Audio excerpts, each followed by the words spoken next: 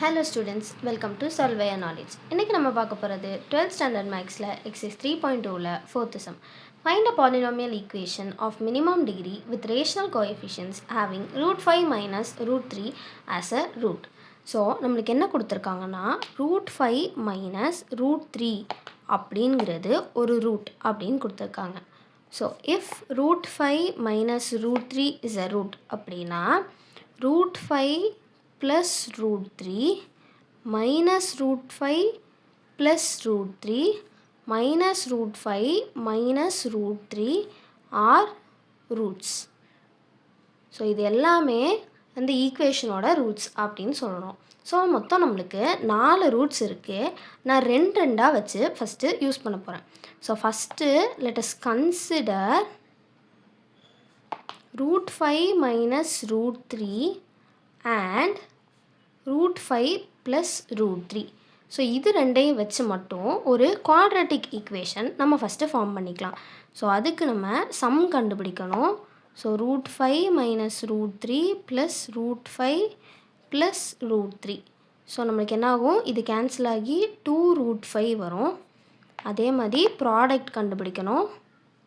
Product என்ன வரணும், root 5 minus root 3 into root 5 plus root 3 வரும். ஸோ இது a square minus b square, அப்போ 5 minus 3 2 வரும். ஸோ இதை வச்சு நம்ம ஒரு குவாட்ராட்டிக் ஈக்குவேஷன் எழுதணும்னா x square minus sum of the roots, அது 2 root 5x plus product of the roots 2 equal to 0. நம்ம இதே மாதிரி அடுத்த ரெண்டையும் கன்சிடர் பண்ண போகிறோம். ஸோ கன்சிடர் அடுத்த ரெண்டு நம்மளுக்கு என்ன இருக்குது, minus root 5 plus root 3 and minus root 5 minus root 3. So இதுக்கும் நான் சம் ப்ராடக்ட் கண்டுபிடிக்கிறேன். ஸோ இது ரெண்டையும் நம்மளுக்கு ஆட் பண்ணால் என்ன கேன்சல் ஆகும், ரூட் 3 கேன்சல் ஆகி மைனஸ் 2 root 5 வரும். அப்புறம் ப்ராடக்ட் என்ன வரும், minus root 5 plus root 3 into minus root 5 minus root 3. So இதில் வந்து நான் ஏவையே மைனஸ் 5 root 5 எடுத்துட்டோன்னா இதுவும் a plus b a minus b formula போட்டுக்கலாம். அப்போ a ஸ்கொயர் அதாவது மைனஸ் ரூட் 5 ஸ்கொயர் 5 ஆகிடும், மைனஸ் b ஸ்கொயர் 3. ஸோ இதுக்கும் 2 தான் வரும். இப்போ இதை நான் ஒரு குவாட்ராட்டிக் இதாக எழுதுனேன்னா x square minus sum of the ரூட்ஸ்லேயுமே ஒரு மைனஸ் இருக்கனால இது ப்ளஸ் ஆகி ப்ளஸ் 2 root 5x ஆகி then plus product of the roots.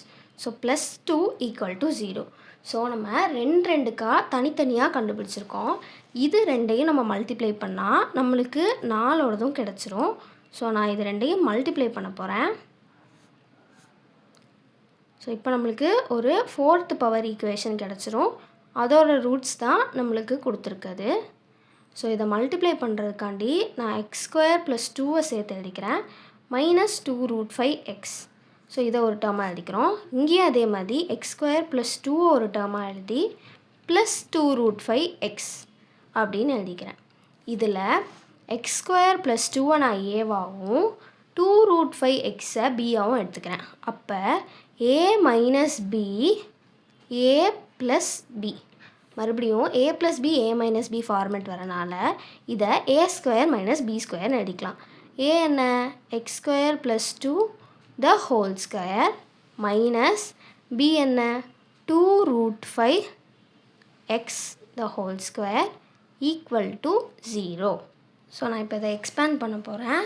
So இது வந்து a plus b the whole square, அதாவது a square plus b square plus 2ab minus இதுலேயும் நான் ஸ்கொயர் பண்ணுறேன். அப்போ என்ன ஆகும், 2 ஸ்கொயரோட வேல்யூ 4, root 5 ஸ்கொயரோட வேல்யூ 5, எக்ஸ் ஸ்கொயர் வரும். So this is equal to 0.